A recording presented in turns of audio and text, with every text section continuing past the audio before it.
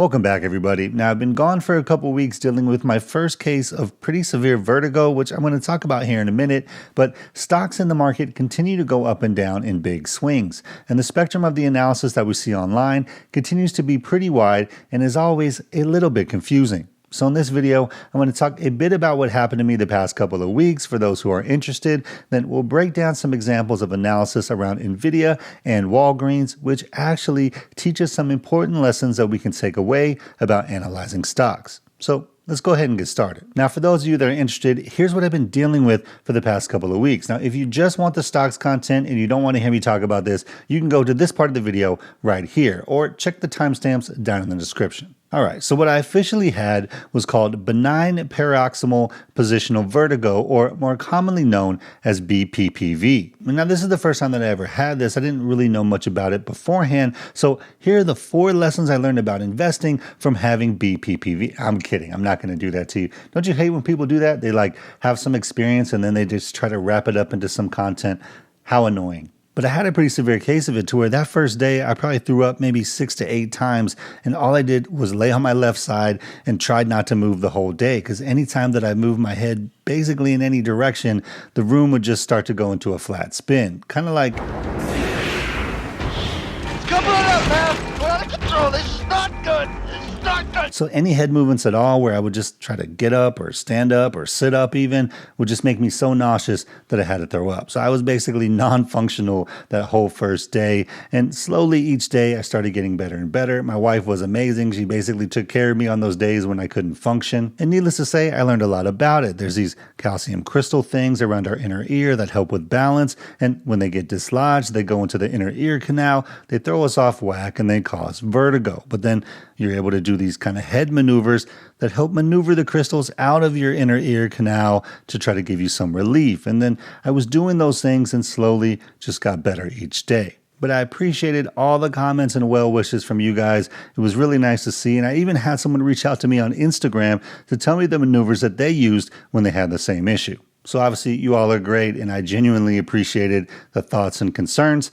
I'm not quite 100% back yet. I still have some congestion kind of in my head and inner ear area, which I'm guessing is what kind of started the whole thing. But I'm doing a lot better. I'm able to function. I'm able to walk around, and I'm just a little bit wobbly from time to time, but I'm getting there. And it's just fascinating how much we learn about this stuff that we never experienced before whenever they happen. Because look, I researched it just like I would research a stock, basically digging in as much as I could. So obviously, I would give BPPV a hard sell rating. It's a no for me. All right, so let's talk about NVIDIA. Now, since NVIDIA has become one of the hottest stocks in the market, that means that there are a lot of strong opinions on both sides, with many people just saying it's a bubble, it's a meme stock, and I'm sure you already know what a lot of the criticisms are. NVIDIA is great, but an ADPE company that sells hardware, no thanks. NVIDIA chips are highly dependent on Taiwan, and there's a lot of risk there. You should know that other companies are going to catch up to them, and the fundamentals just don't add up. AI is an overhyped buzzword, and the big money has already been made, plus Intel isn't going away. And I get it, it's 2024, and we've heard all these criticisms about NVIDIA before. But wait a minute, these aren't actually from 2024. They're all from comments made in September of 2021, when NVIDIA was trading at a split-adjusted price of about $22 a share, compared to its over $120 price per share now, which is almost 6x from that time. So I guess clearly all the money hadn't been made, and specifically for that comment, they talked about how Intel's not going away. But from the date of that comment until now, Intel is down over 30%, while NVIDIA is up over 400%. But I want to be clear about something. I'm not sharing this comment as like a victory lap over this person or to dunk on them for their opinion. I'm sharing it as an example of where people can have opinions on stocks that sound so logical and so intelligent in terms of how they present their case, but yet they can still be horribly wrong. And as a beginning investor, it can easily be led astray when you're out there looking for information. And look, it's easy to sound smart when you're questioning something, especially the value of it, and saying that it's overpriced. It's an easy way to just sound superior than everyone else, like you know something that other people don't. It's much harder to say, yes, this company trades for a premium, but I really believe in their business, and I think long-term this entry price is going to be okay, because there's always going to be someone out there to tell you how stupid you are. And the irony of this is that these critical comments all came from an article that was published in September of 2021 by Beth Kindig. The headline was, Here's why NVIDIA will surpass Apple's valuation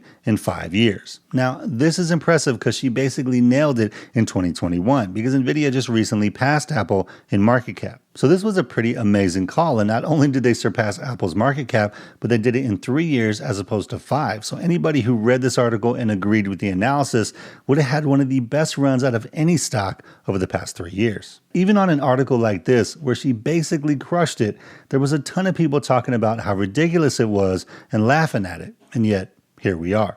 So the point that I'm trying to make is this, you're going to find a ton of information out there, and some of it is going to be like this article, where for all intents and purposes, it was a home run, but it seemed far-fetched. Whereas there were plenty of comments saying this was crazy with all kind of reasons that may have sounded logical, but ultimately they were horribly wrong.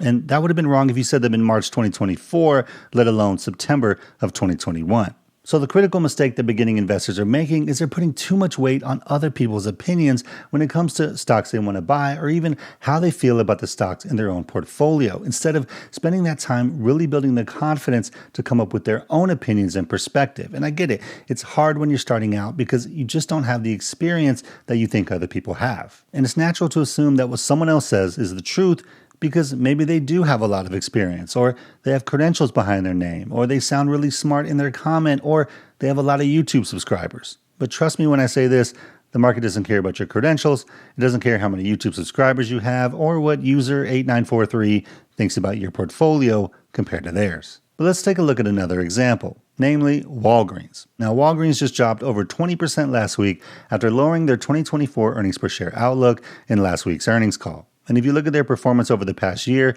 the stock is down almost 60%. Now, if you looked at the analysis on the stock a year ago, here's what you would have found.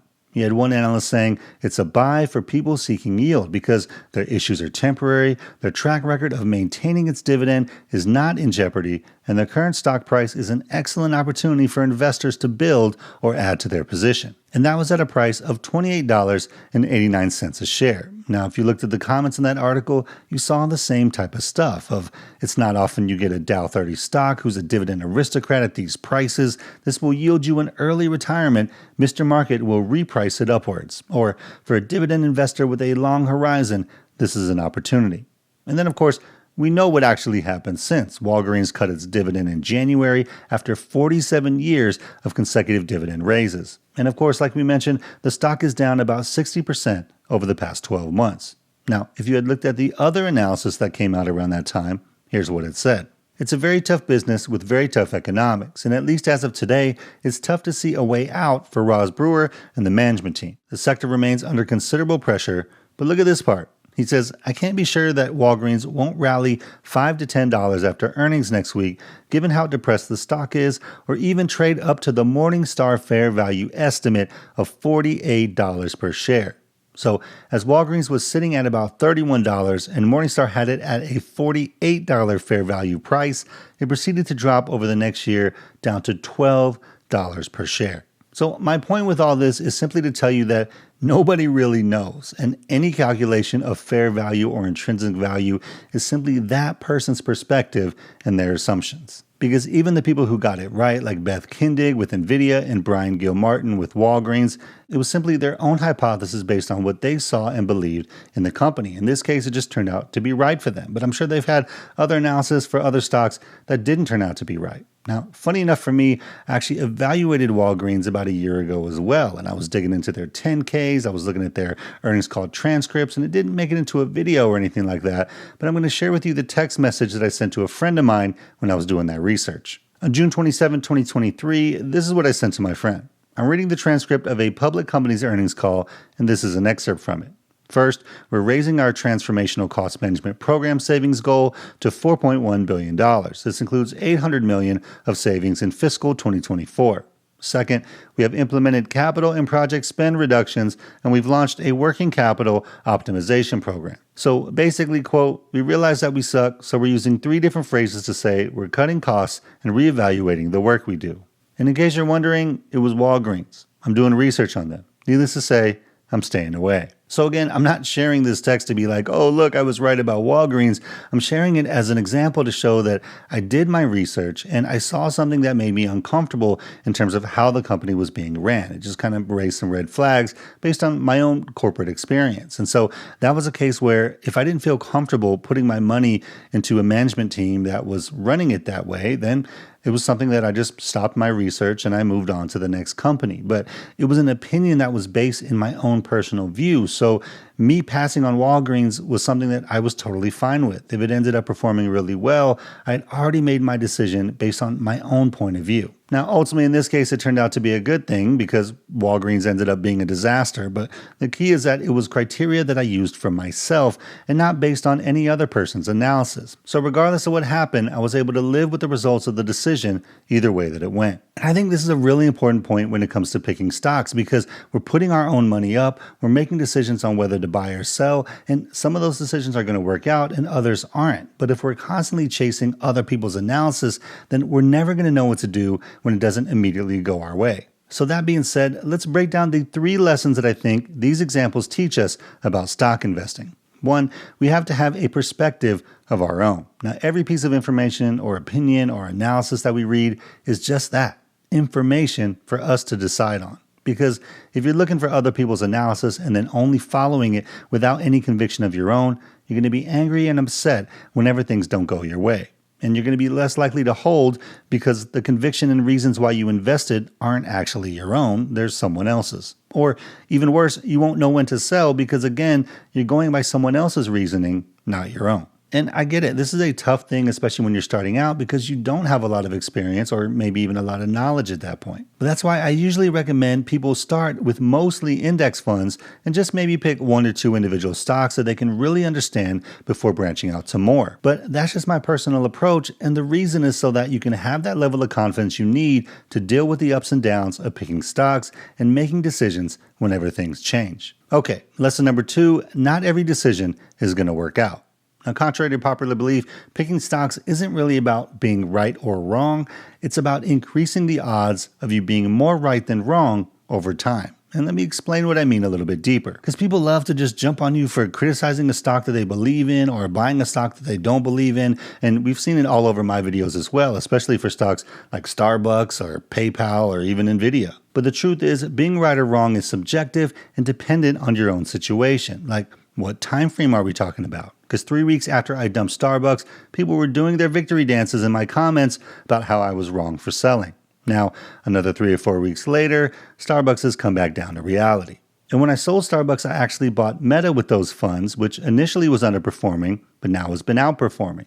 But again, this isn't a victory dance. All that can change next week or next month or next year or 5 years. But it's just funny to get some perspective because we always see these comments online where people will say, stop trading, be an investor, or I'm a long-term investor, I'm not a trader, I'm not a gambler, or whatever term people use to make themselves feel good about their approach and how they're investing. But then we're quick to declare victory after 3 weeks because someone sold a stock that we still believe in. Like, it doesn't make any sense, which brings me to the last lesson. Lesson number 3, we're only really competing with ourselves. Now, I regularly get comments from people who like to troll about how amazing they are, how their returns are crushing mine, and all this stuff. And the reason why I constantly show these things and bring them to light is because this is what we all deal with anytime we talk about investing with basically anyone. And the issue is that these type of comments can really chip away at a person's confidence, even if it's just some rando who wants to pass judgment on what you're doing compared to what they're doing. But we just have to keep in mind something that's very important.